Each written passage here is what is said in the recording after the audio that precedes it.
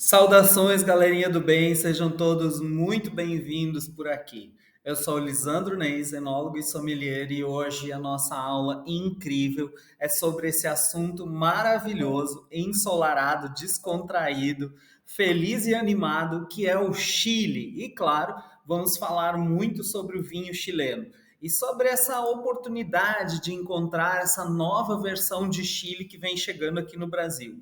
Cada uma dessas oportunidades, elas são muito bem pontuadas, muito bem colocadas pela evolução que o Chile vem apresentando nos últimos anos e, naturalmente, que nos deixa muito feliz poder acompanhar tudo isso. Para quem conhece aquele Chile antigo, né? Aquele Chile cheio de Carmener, com uma visão mais simples, menos modernista e colocando para o mundo a identidade do Carmener, preparem-se para os avanços, porque o Chile está crescendo muito e não é na variedade Carmener. E é sobre isso que a gente vai falar hoje, neste momento, para deleite de todos.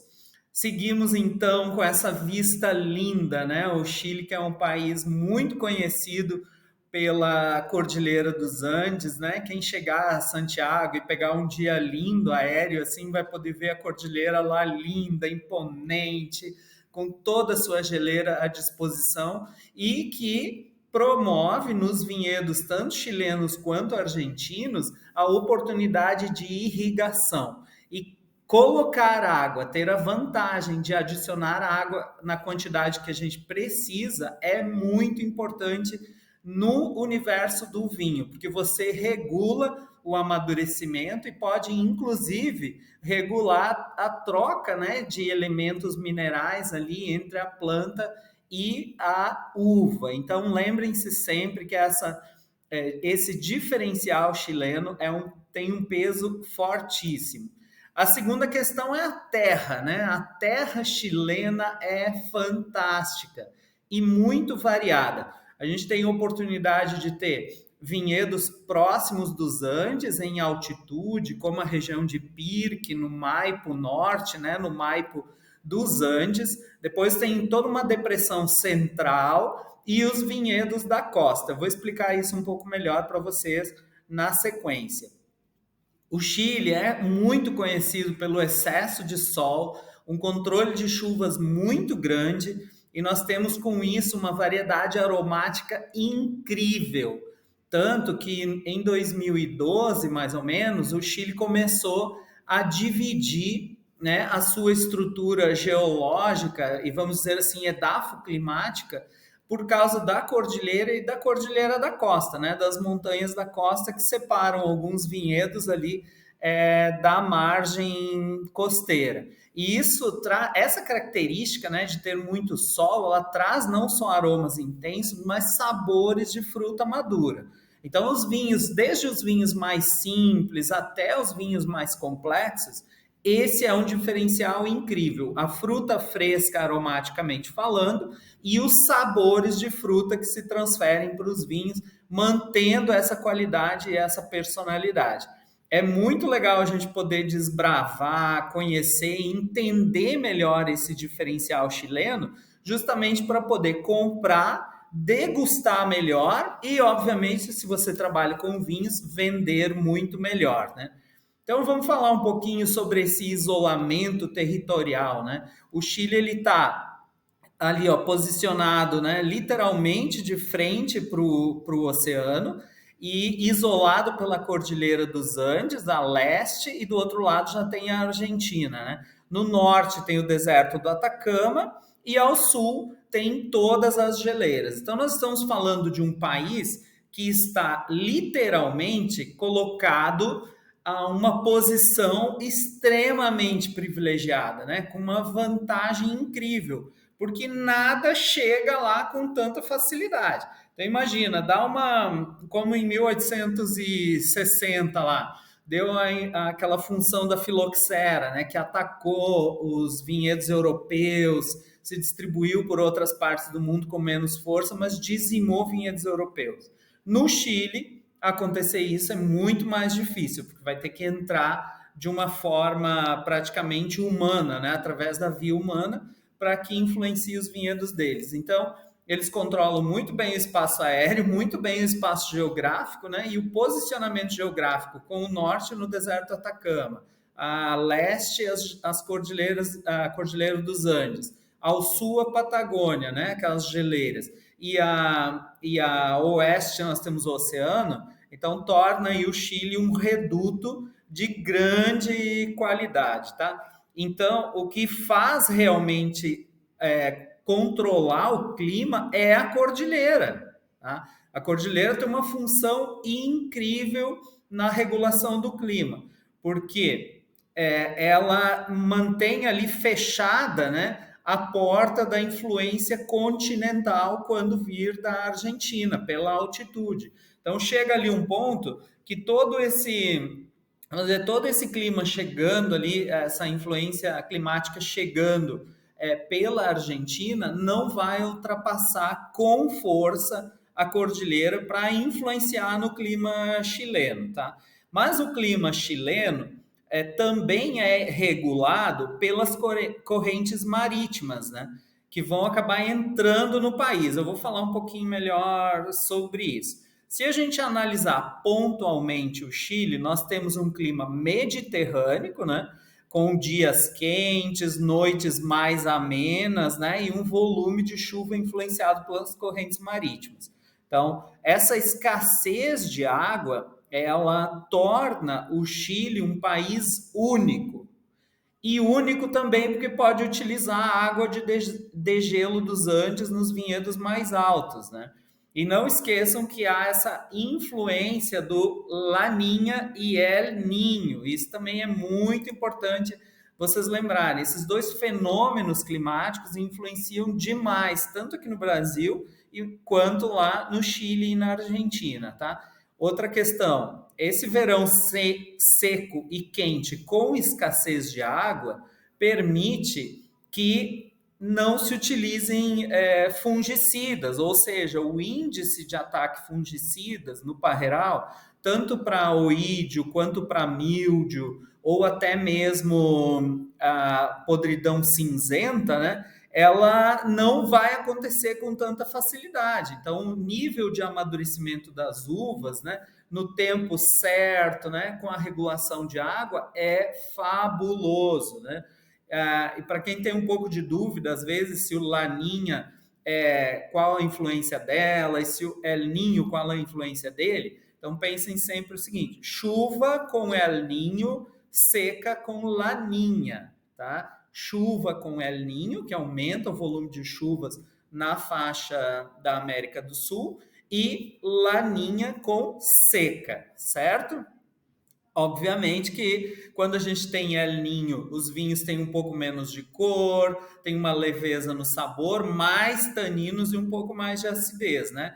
Com Laninha, que é seca, nós temos o contrário, né? Nós temos muita fruta, mais cor, taninos mais polidos, então prestem atenção nesses diferenciais. Bom, quando nós entramos basicamente sobre a influência da corrente marítima, é muito importante você perceber ali que a corrente de Humboldt, que se forma na porção sul, né, do continente, ela entra diretamente na costa chilena, influenciando todo o clima que está dentro do país. Então, existe uma microcordilheira, né, vamos dizer assim, uma cadeia, uma pequena cadeia de montanhas na costa chilena, e essa cadeia de montanhas tem pequenos vales por onde os rios passam no sentido ao mar. Então, os rios se formam lá no norte da cordilheira, vão cruzando o país inteiro e desembocam no mar. Neste momento, o que nós temos? Nós temos ali a influência, um espaço de abertura, né, para que a corrente de ar seco de Humboldt, que se formou, ela entre dentro do país, regulando a temperatura e a umidade desse país. Então, ela vai afetar, sem dúvida, as regiões mais próximas da costa, mas também vai afetar as regiões mais internas. Então, há literalmente uma regulação. Quando vem a influência do clima um pouco mais úmido e frio das cordilheiras, aqui do mar está entrando uma corrente de ar seco que regula essa temperatura, mantendo a temperatura média chilena em baixa, tá? É uma temperatura média muito estável. Claro que, aqui, como aqui no Brasil, também existem dias muito quentes e também existem dias muito frios. Bom, nessa visão, a gente tem que lembrar o seguinte, que sempre os vinhedos que estão no sopé da cordilheira, eles sofrem um pouquinho mais com o ar frio que desce da cordilheira para deixar o clima um pouco mais ameno à noite nesses vinhedos, né? O que gera uma diferença térmica entre o dia e a noite relativamente grande. Nós estamos falando de dias quentes e de noites mais amenas. Então, o dia quente lá, 30, 32 graus, entre 28 e 32 graus, e uma noite mais amena na faixa dos 15, entre 12 até 15 graus Celsius. E, naturalmente, que essa diferença, né, de temperatura, ela influencia, basicamente, na qualidade, na sanidade da uva, né? Na qualidade, porque ela traz um pouco mais de uma qualidade gustativa e olfativa, né? A casca fica sã, sem um ataque de fungos. Nós temos, então, o desenvolvimento ali de pequenos bolsões aromáticos logo abaixo da casca, que são mais viçosos, mais firmes e que passam para o vinho com facilidade. Nós temos o equilíbrio entre a acidez e o açúcar, né, durante o processo de amadurecimento. Nós temos, inclusive, safras maiores relativamente, né, nos vinhedos, porque essa temperatura mais amena no Chile permite o desenvolvimento de todas as flores, né, durante a primavera. Então, os cachos são produzidos de uma forma mais estável, né? Então, são várias, inúmeras vantagens que nós temos com essa questão da diferença térmica entre o dia e a noite. A gente precisa prestar atenção nisso, né? Quando um ano está mais chuvoso, pode influenciar, inclusive, na floração. Quando o ano está mais seco, influencia na floração, mas produzindo um volume um pouquinho maior. Nesse próximo gráfico, eu coloquei aqui para vocês entenderem um pouquinho e lembrarem efetivamente como funciona isso que eu expliquei da variação de temperatura entre as cordilheiras. Então, à direita de vocês estão ali os Andes, né, altos com a sua neve, né?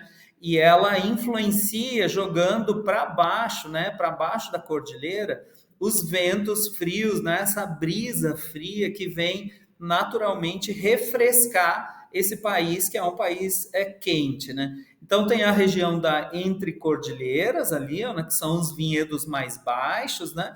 Eles estão protegidos por uma pequena cadeia de montanhas que separa a costa deles. Então, hoje, o que a gente tem dentro do Chile? A gente tem os vinhedos da costa, os vinhedos entre cordilheira e os vinhedos pré-cordilheira dos Andes, né?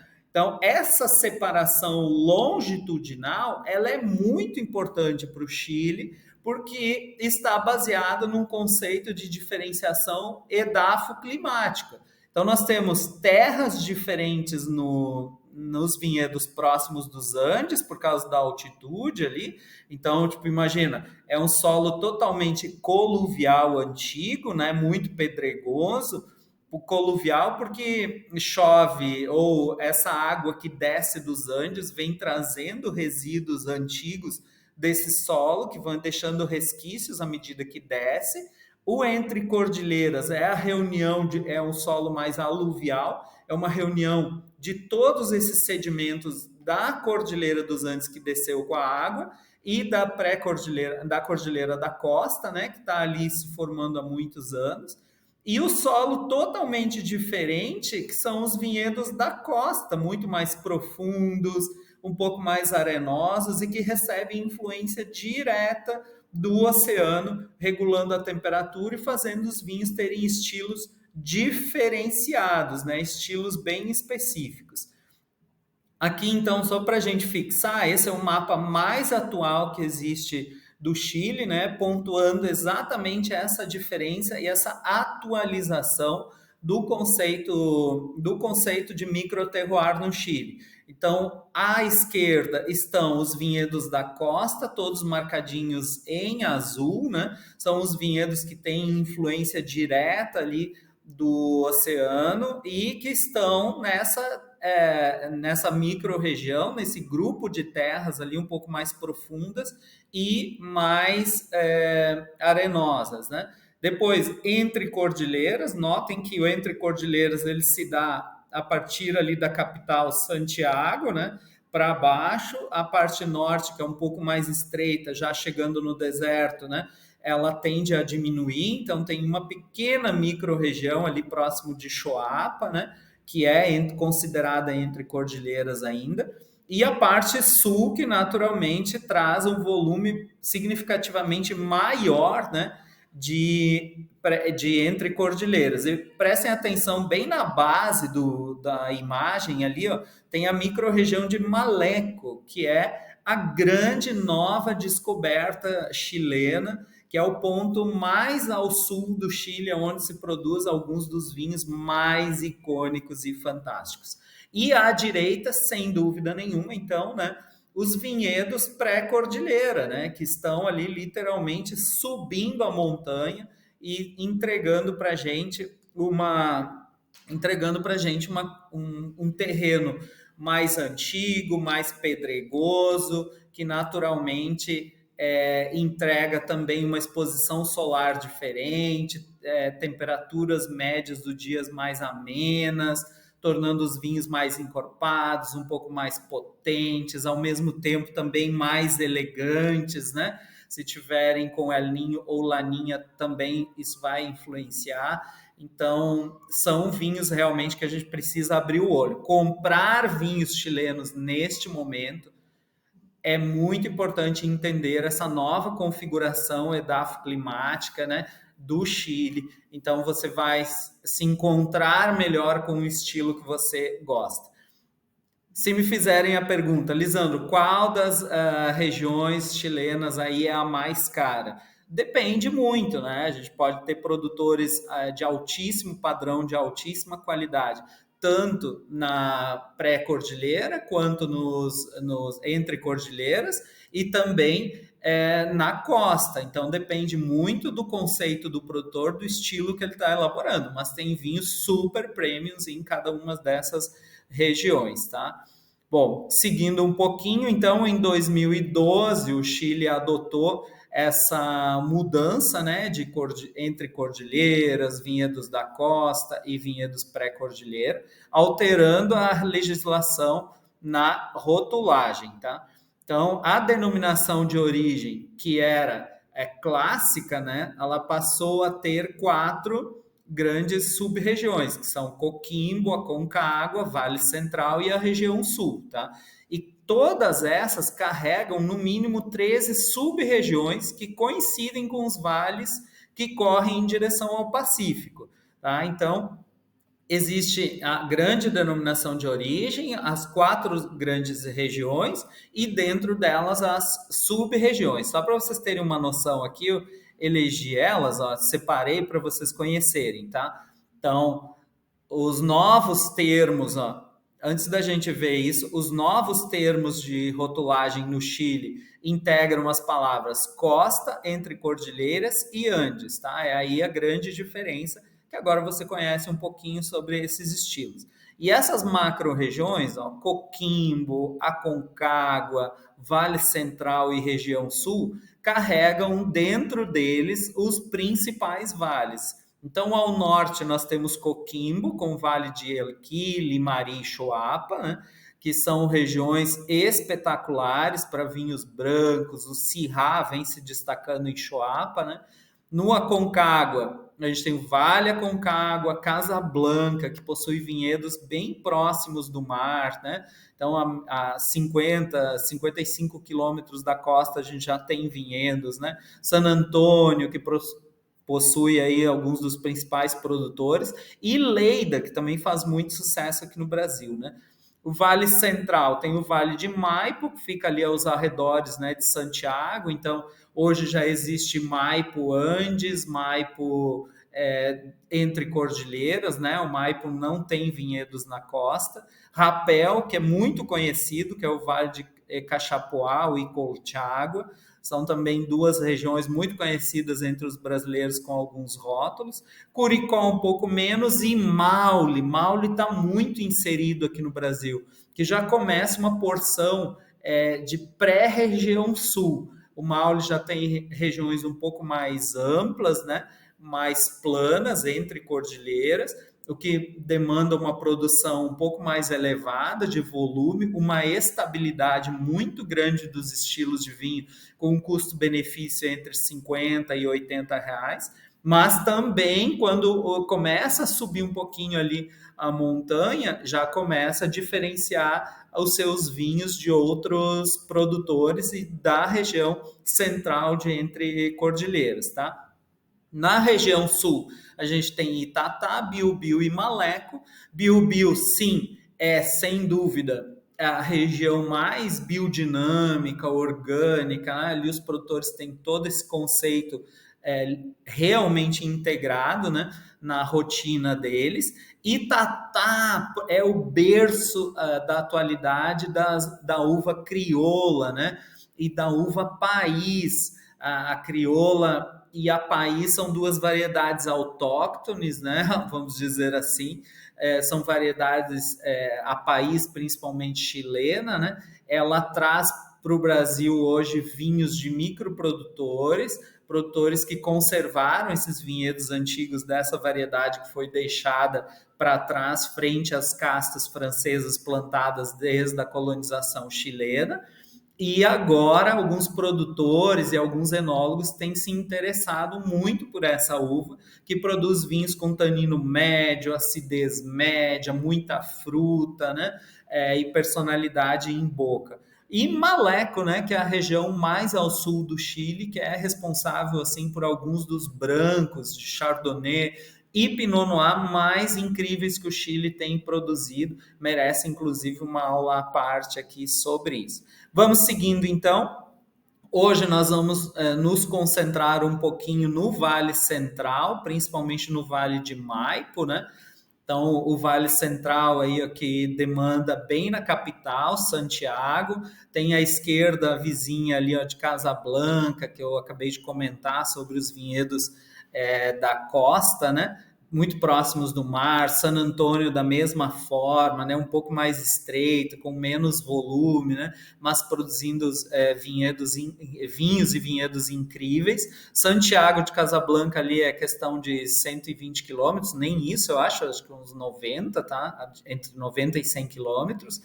E Santiago tem ali, ó, à direita, vocês vendo, Puente Alto, Pirque, que demandam o Maipo, né? E essa é a versão do Maipo que está pré-cordilheira, esse ladinho ali está pré-cordilheira. Daí tem a parte central do Maipo, né, que faz esse cordão ali perto da capital, e a porção mais à esquerda, já chegando perto das montanhas pré-cordilheira. Então, são estilos bem diferentes do Maipo. Se um dia você pegar um rótulo, né, lá, esse vinho aqui está no Maipo. Vá pesquisar exatamente onde esse produtor está, porque isso vai influenciar na diferença no estilo de vinho, como a gente já falou aqui.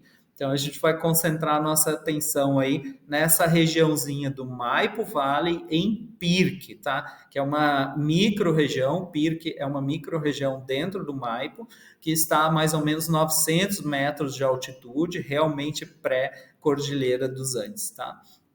Bom, seguindo para a gente poder conhecer, então, essa subzona do Alto Maipo, né? Ela tem uma reputação incrível com o Cabernet Sauvignon de base, mas substancialmente sempre pensem em vinhos de corte. Para quem não entende muito bem, vinhos de corte são vinhos que nós fazemos assemblagem, a combinação de uvas Cabernet Sauvignon, Carmener, Petit Verdot, várias castas francesas, né, que permitem que o vinho seja mais harmônico, mais intenso de boca, às vezes mais encorpado e horas também mais fresco. O Vale Central é um centro clássico, né, por estar próximo ali de Santiago, aos arredores de Santiago.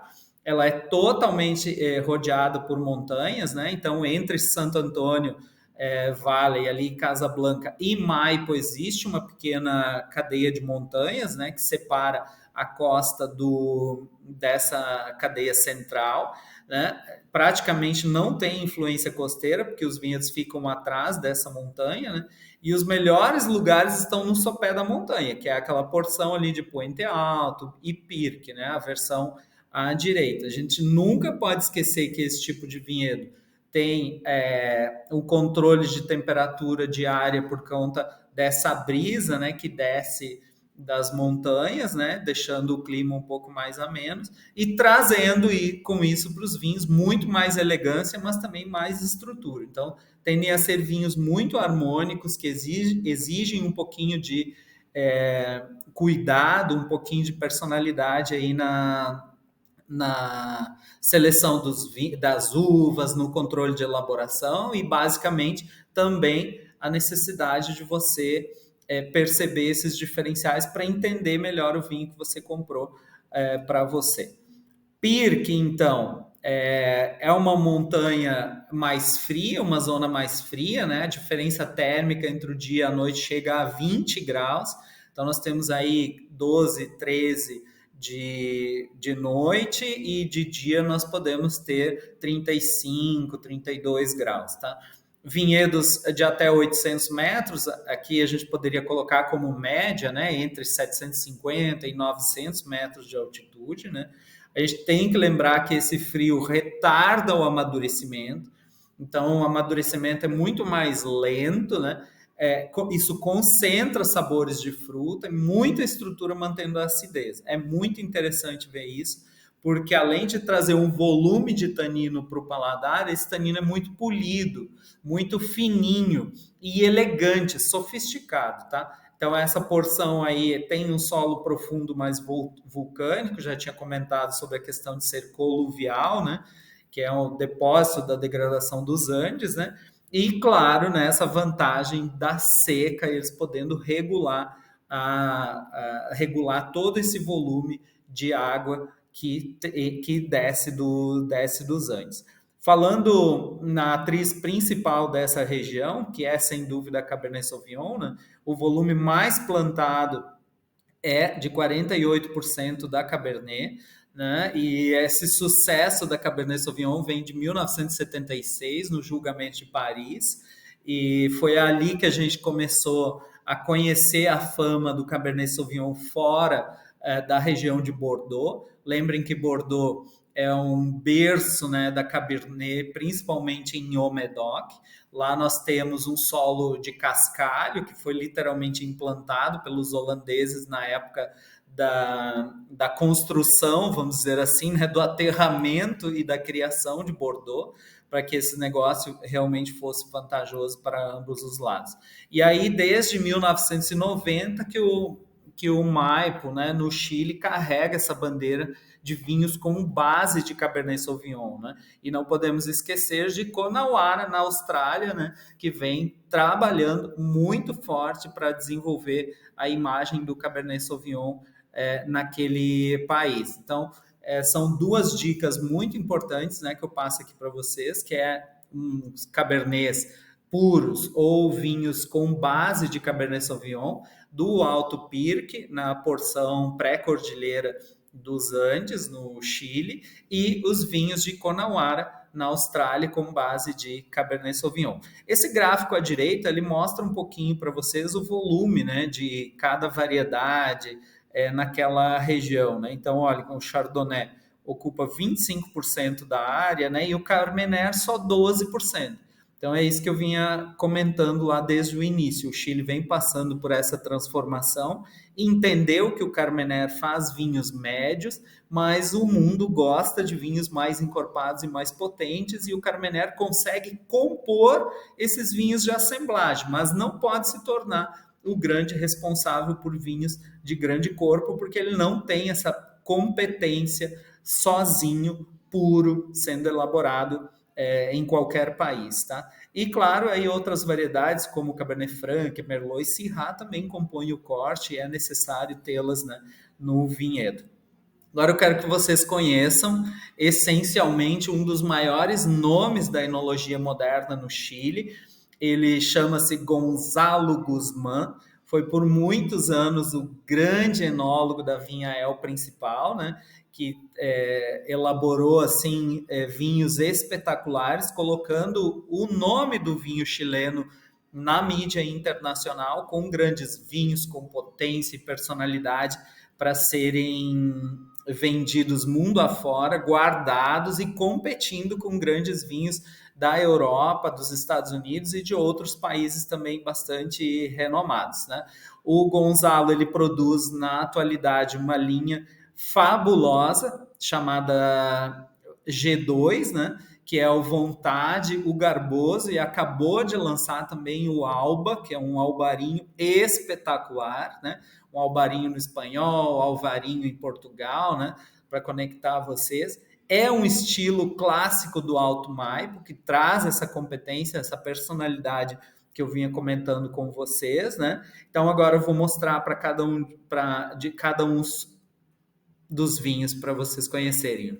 Então, este é o Vontade, que já tem 94 pontos no Antônio Galloni, no aplicativo dele, o Vinos, inclusive é uma referência internacional de grandes vinhos, se puder baixar aí na sua loja de aplicativos no seu celular, chama Vinos, exatamente como aparece ali. O Vontade ele tem 89% de Cabernet Sauvignon, 9% de Cabernet Franc e 2% Petit Verdot. Tá? Então aqui é uma composição muito interessante, porque ele é um vinhedo do Alto Maipo, na região de Pirque, mas com 89% de Cabernet, isso traz muita personalidade, muita fruta. O Cabernet Sauvignon tem aquelas notas, né, do pimentão bem maduro, de ameixa, né, mais fresca, contida, especiarias, né? O Cabernet Franc vem fazer essa conexão entre o Petit Verdot, que traz um pouco mais de tanino, e dessa acidez que é do Cabernet para trazer um pouco mais de equilíbrio, né? Então as notas aí de cassis, menta, especiarias são clássicas de uma combinação assim. O tempo de barrica traz notas de baunilha, tostado, né? Muito corpo, uma cremosidade incrível, né? E suculência. Eu até coloquei uma palavra ali chamada fantástico, né? Ele é fantástico mesmo. É muito interessante. Então, olha que outra coisa interessante, o Chile, como está muito isolado ali, a gente tem capacidade de controlar tão bem a flora microbiana que é possível fazer a fermentação com levedura espontânea. Claro que há necessidade de ter um controle, é um vinhedo biodinâmico incrível, né? Mas tem essa possibilidade. Depois da fermentação, ele manda para as barricas, onde amadurece por 14 meses e melhor, em garrafa sem filtração. Então percebam que competência incrível. Tem um vinho aí na faixa da safra 18 e 19, que fermenta com leveduras espontaneamente, 14 meses de barricas, né, francesas, e principalmente com engarrafamento sem filtração. Isso não é inédito, mas é inovador para um país que estava tão clássico e vem se transformando. Agora, o nível superior ao Vontade é o que nós chamamos de garboso, né? Então, para quem tem muita vontade, tem que provar, e para quem é elegante e garboso, precisa conhecer. O Garboso ele também tem 94 pontos no Vinos, do Antônio Galloni. Repito, baixem esse aplicativo aí no celular de vocês e aprendam um pouco com ele, porque ele é fenomenal. Aqui no Garboso, o Gonzalo já é um pouco mais audacioso e traz 44% de Cabernet, 40% de Cabernet Franc e 16% de Petit Verdot. Aqui o Petit Verdot mostra muito mais presença, mais potência. Petit Verdot é uma variedade de grãozinhos pequenos, casca muito grossa, ela produz uma cor muito intensa e um tanino muito polido. Então, à medida que você tem dois cabernets ali muito elegantes e sofisticados, você tem uma base desse vinho que ganha personalidade, que ganha corpo, competência e ao mesmo tempo muito equilíbrio e tempo de guarda se você resistir com ele na adega, tá? Ele é um encorpado suculento, traz assim, uma personalidade de boca muito elegante e sofisticada, mas ele é intenso. A gente coloca na boca, para degustar, assim, ele fica no paladar 15, 20 segundos, até os 20 segundos estou sendo exagerado, mas ele tem uma persistência visível, real, que a gente sente na degustação, tá? A elaboração é praticamente a mesma que a do Vontade, com a diferença que são 19 meses em barricas francesas, né?